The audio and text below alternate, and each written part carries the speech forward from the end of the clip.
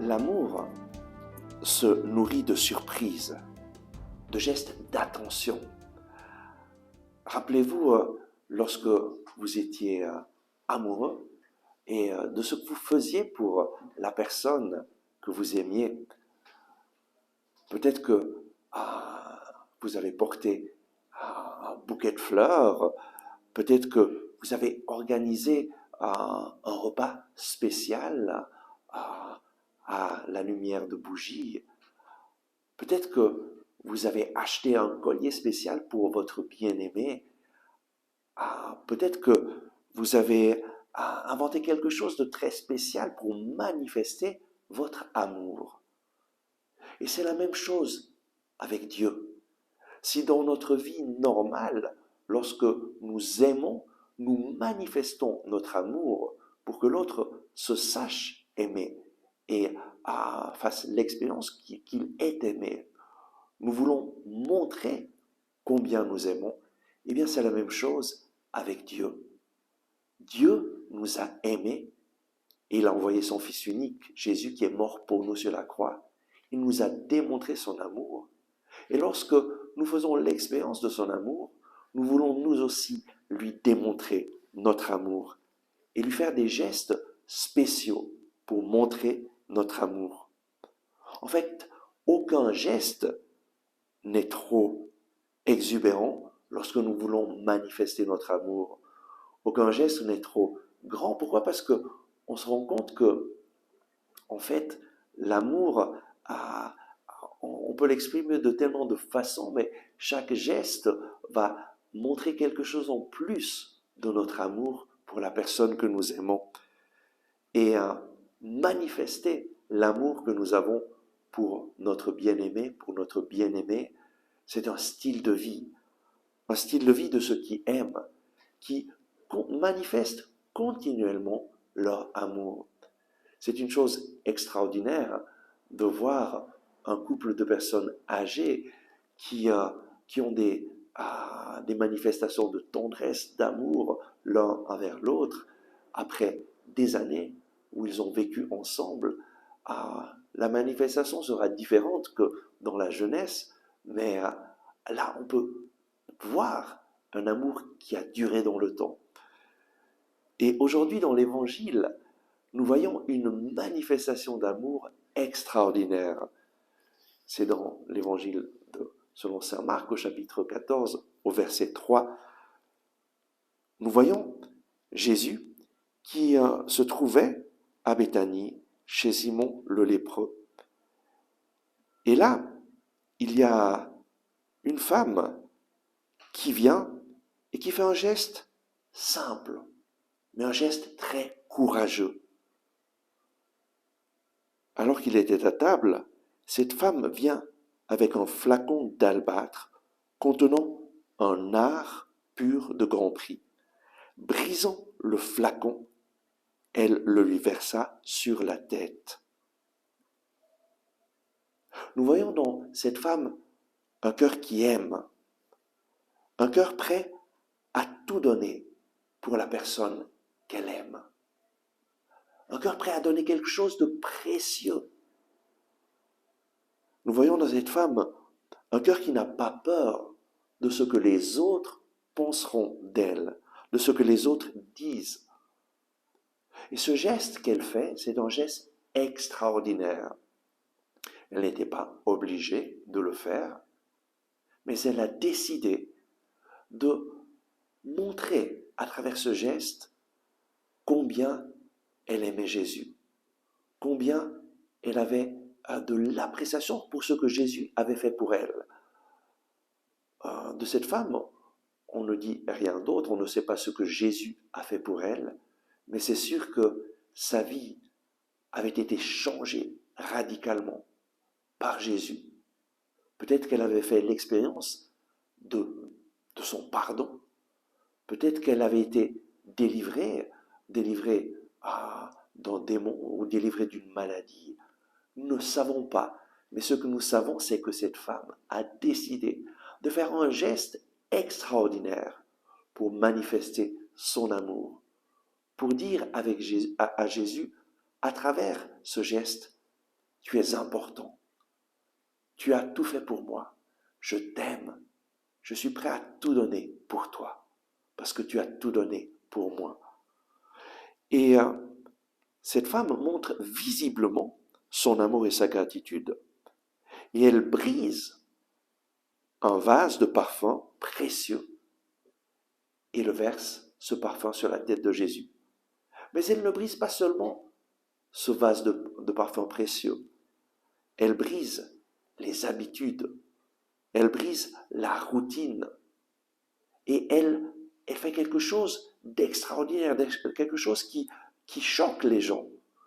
Et parfois, il est nécessaire de briser l'habitude et la routine et de faire quelque chose d'extraordinaire pour manifester notre amour. Lorsque nous ne faisons plus rien d'extraordinaire, très souvent, l'amour s'assoupit, s'endort.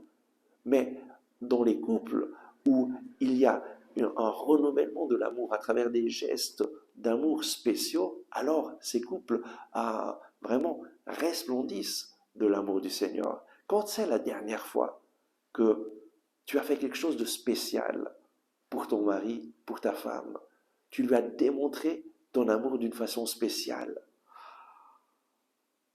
Ben, devant le geste de cette femme, les gens s'indignèrent. On voit qu'il en eut qui s'indignèrent et ils commencent à dire, mais à quoi bon ce gaspillage de parfum? Ce parfum pouvait être vendu plus de 300 deniers et donné aux pauvres. Et oui, c'était une grande somme. 300 deniers, c'est comme 300 jours de travail. Et donc c'est le salaire d'une année de travail. Et donc cette femme a versé un parfum de grand prix. Et il pourrait sembler que ce soit un gaspillage. Mais Jésus prend la parole et, euh, et Jésus dit, non, non, ne l'importunez pas cette femme, parce qu'elle a fait une bonne œuvre pour moi. Elle a fait quelque chose d'extraordinaire. Les pauvres, vous les avez toujours avec vous. Moi, vous ne m'avez pas toujours. Et cette femme a fait ce qui était en son pouvoir. D'avance, elle a parfumé mon corps pour l'ensevelissement. Elle a fait un geste prophétique. Jésus est en train d'annoncer sa mort prochaine et d'annoncer qu'à travers ce geste, cette femme a manifesté son amour et a déjà parfumé son corps pour l'ensevelissement. Et Jésus ajoute une chose qui nous touche, qui me touche. En vérité, je vous le dis. Lorsque Jésus dit en vérité, je vous le dis, ça veut dire que c'est une chose très importante. Et qu'est-ce que Jésus nous dit? Partout où sera proclamé l'Évangile, au monde entier, on redira aussi à sa mémoire ce qu'elle vient de faire. Le geste que cette femme a fait est un geste important. Et on va le redire dans le monde entier, dans tous les temps, lorsqu'on annoncera l'Évangile.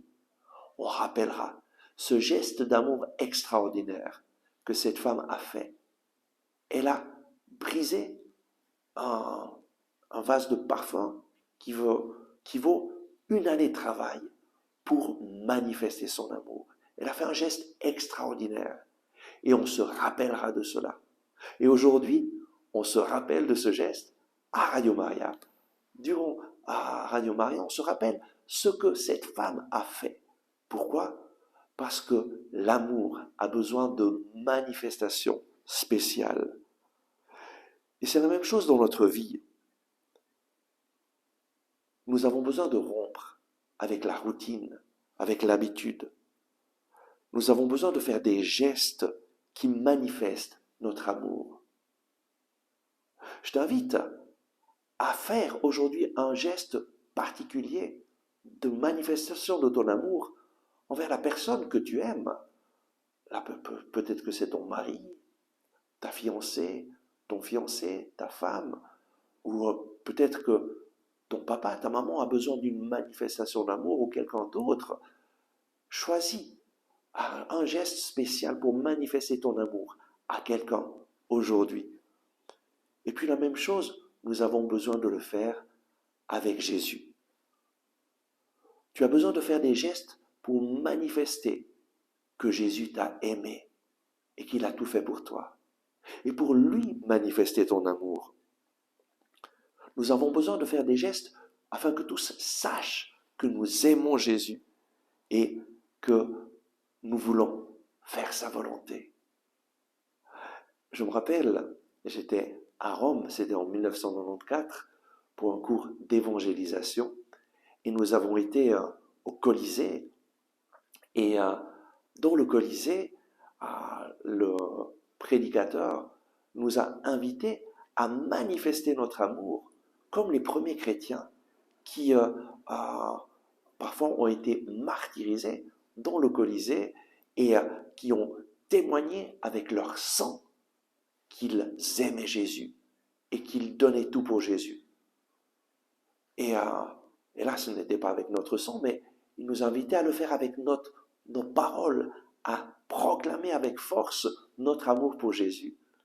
Et alors là, l'un après l'autre, spontanément, nous avons proclamé, moi je me rappellerai toujours, j'ai proclamé: Jésus, je t'aime, tu as donné ta vie pour moi, je veux donner ma vie pour te faire connaître, je veux donner ma vie pour toi et passer ma vie à t'annoncer. Et je l'ai crié très fort dans le Colisée. Et c'est un événement qui vraiment est resté marqué dans mon cœur. Et ma vie a vraiment changé. Et depuis ce jour-là, j'ai vraiment commencé toujours plus à annoncer la parole de Dieu, à faire connaître Jésus aux autres. Et aujourd'hui, moi, je t'invite aussi à prendre une décision. La décision de manifester ton amour pour Jésus. De le manifester peut-être à une personne qui est dans le besoin, en lui témoignant ce que Jésus a fait pour toi. Peut-être à une personne qui se trouve dans une grande difficulté et qui a besoin d'encouragement. Va la trouver, téléphone-lui et dis-lui ton amour pour Jésus. Propose-lui de prier pour elle. Manifeste ton amour pour Jésus d'une façon à ce qu'une personne aujourd'hui puisse être touchée par cet amour. Et alors, ta vie va être remplie de sa présence. Et en manifestant ton amour pour Jésus va grandir, va se réveiller. Demandons aujourd'hui le don du Saint-Esprit pour être capable de manifester notre amour pour Jésus d'une façon spéciale aujourd'hui, afin que d'autres personnes puissent faire l'expérience que Jésus est vivant, ressuscité, que tu l'aimes et que lui aime chaque personne sur cette terre. Amen. Merci d'avoir regardé ce message. J'espère que vous l'avez aimé et je vous invite à le partager à vos amis, à cliquer sur le bouton j'aime et à vous inscrire à notre chaîne YouTube. Ensemble avec ma communauté, nous prions pour vous et pour votre famille. À demain.